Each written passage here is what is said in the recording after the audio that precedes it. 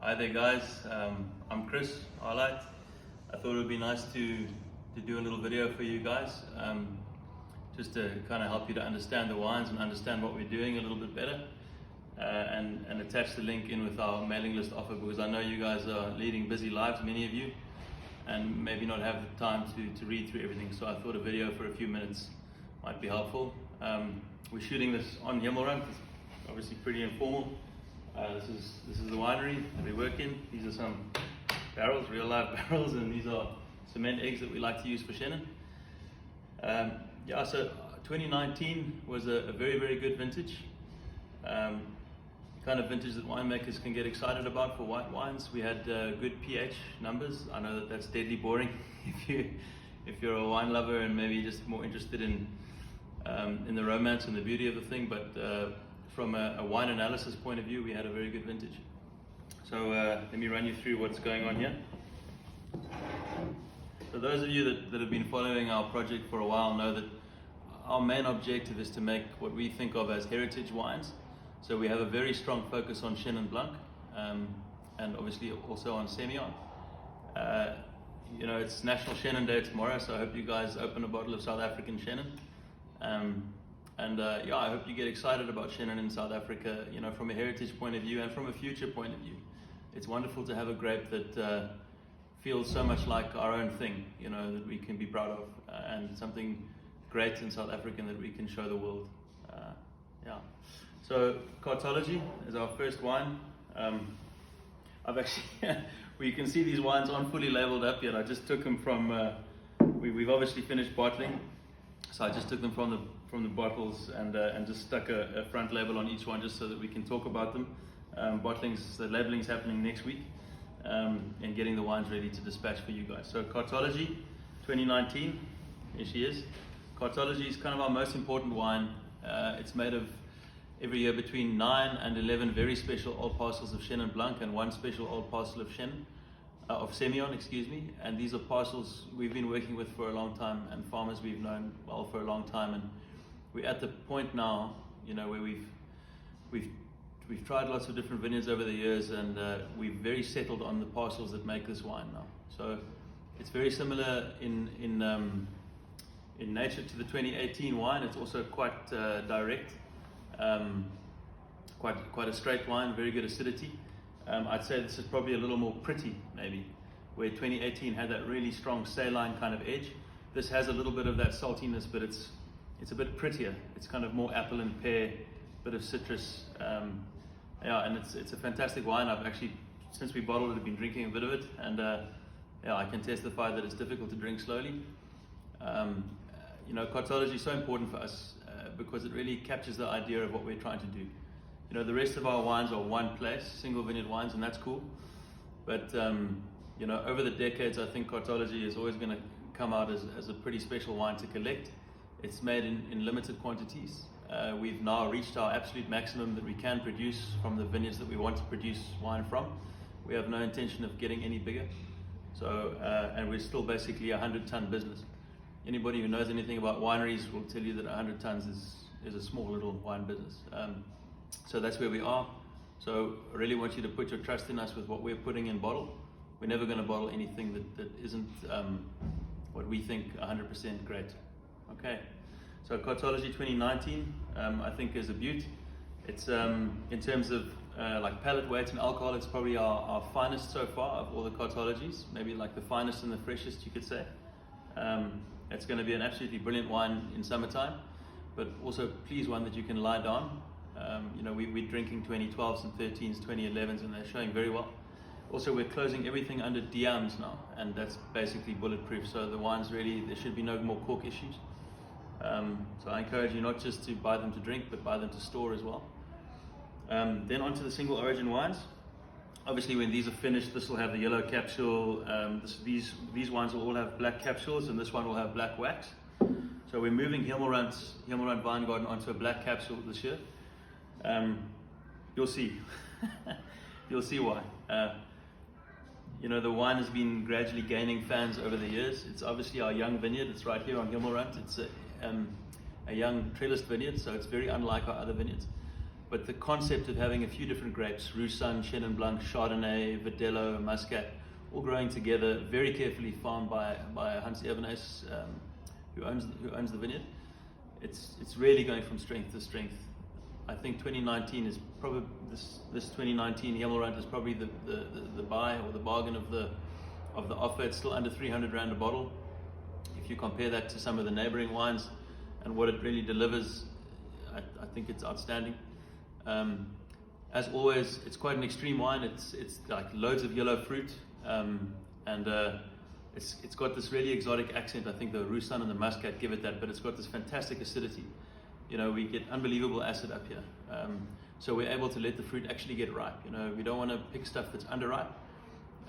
So this wine is around 13.5 alcohol, which is for this area, I think, just about perfect, because we have enough acidity to go for relatively full flavor in that wine.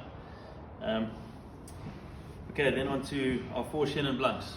Maybe before we talk about the Chenins, you might have noticed that there's no La Colline Semillon standing in front of me this year. The 2019 La Colline, of all of our vineyards in 19, was, I would say, drought affected, where most of the rest of our vineyards were drought affected in 2018 after that 3-year drought, but it took those very old La Colline vines a year longer to really manifest that.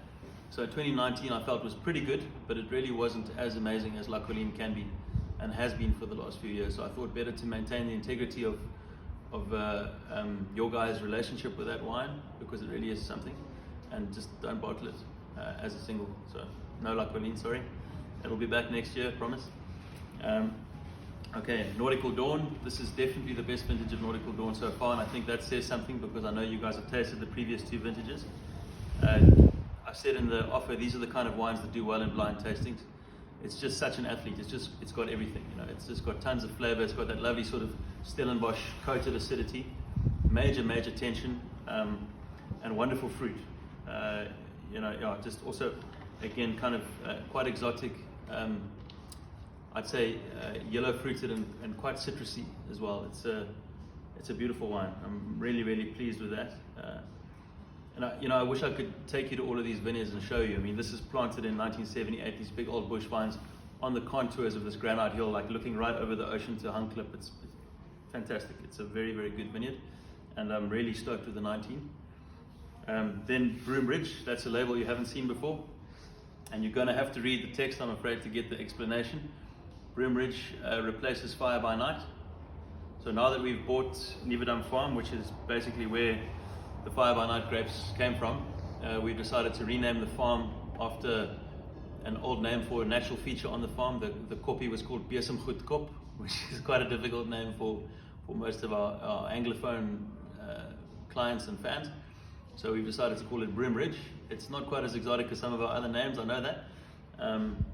But it's a name that makes you think of the place, and hopefully it transports you there. You know, it's a remarkable place. It's this high granite ridge with the wild olive trees and the big old blue gums, and then these fantastic old Chenin vines, which we now own. So this is our place in the Swartland. So that was Stellenbosch coast. This is Swartland Mountain, Paardeberg, granite soils. Also planted through from 1972 to 1985. And this wine is very restrained and clean and tight. It's kind of pithy and salty on the palate, amazing acid, and the nose is still really coiled up. It's got so far to go, this wine. Like the potential, the bloom isn't really open yet, but you can see where it's going. It's like that, like really bristling sort of thatch roof and lime juice, that kind of feeling, and some of those like sweeter honeyed and rooibos flavors starting to show. So I'm really excited about that. I think that's going to be a wine to maybe open 1 bottle of and taste and lie the rest down for 2 or 3 years. I'd say that for all of our wines, and really you shouldn't be drinking these within the first 5 years if you can help it, but I know that you will be, so enjoy them. Just give them a bit of time once they're open. Then we've got these 2 big dogs. They don't really need an introduction to serious Chenin fans in South Africa. Heilkrans and Magnetic North, the 2 brothers from Skurfberg. Heilkrans 450 meters above sea level on red sand over red clay, and this 550 meters above sea level on the same type of soils, but this is ungrafted. These are planted mostly in the 70s and some in the early 80s, and these are planted in the early 80s. Yeah, there's no bottle limits this year.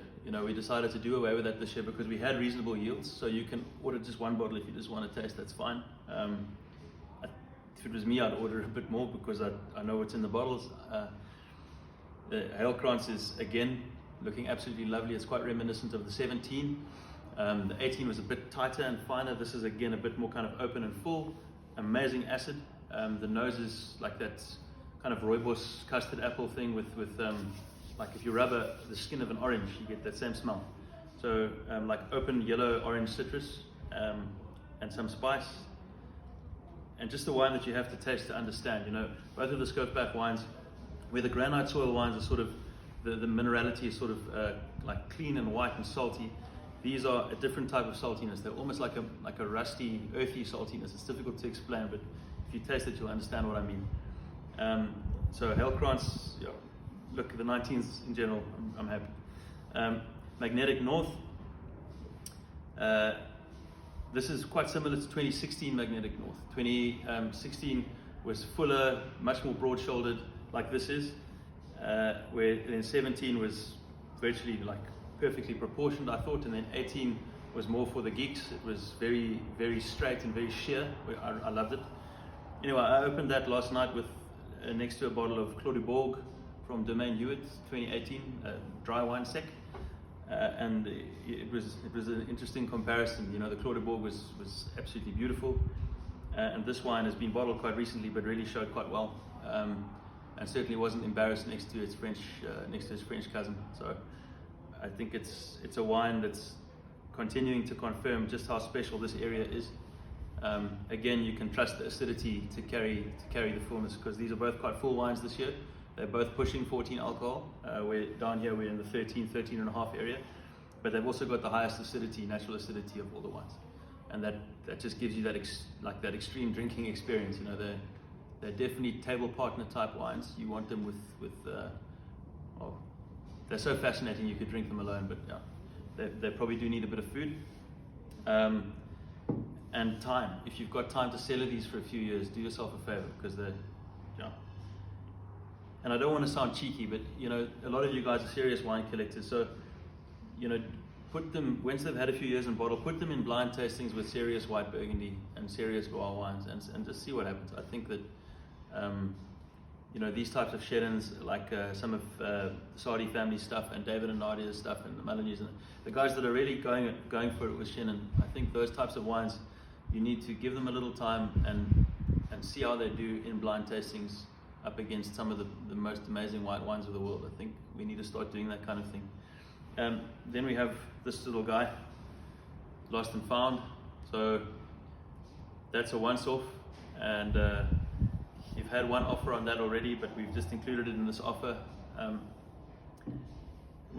Dynamite comes in small little packages. That's the oldest producing vineyard that we know about in South Africa, as far as I understand it. The family says planted in 1882. We don't know exactly when it was planted. I think probably 1888, around there, because it's on Jacquet rootstock, and that's when that rootstock started to be used. What we do know for certain is that by 1900, when the official record keeping started, it was in production. It was a productive vineyard. So it's an amazing thing. And this was the last vintage farm by the De Wet Boonside lineage that owned the farm for 6 generations. It's a straw wine. And Janus Boonside, who was the young farmer, who's unfortunately he's emigrated now, and they've sold the farm, so that's pretty much it for that lineage of people. He made a big effort. We put in a big effort with the viticulture and drying the grapes, and yeah, it's something that I'm very fond of and proud of. And I don't know if we'll make another straw wine. It's going to come packed in little wooden flip lid 3-packs, like a little jewelry box kind of effect. It's I suppose on the expensive side, but I think worth every penny. For those of you interested in straw wine analysis, it's about 7.4% alcohol, and according to the best analysis we can get, it's got around 450 grams of residual sugar, so that's quite a lot. So it's a wine that'll last a very long time. We've also put it under DM30 closures. We had specially made little short DM30s, so it's a wine for cellaring, absolutely. So those are our 2019s, guys. Happy Shannon Day tomorrow. I hope you crack a bottle of good Shannon, and thank you again for being on our mailing list. in this new world of encouraging direct sales, feel free to forward this video onto your mates who would like to join our mailing list. Obviously, we can't go absolutely crazy. We don't have that many more spaces available, but we want to be able to sell wine directly to you guys and communicate directly with you guys in the same fashion. Hopefully, getting better and better at it. Over the next few years. Thank you for your attention. Have a great day. Bye.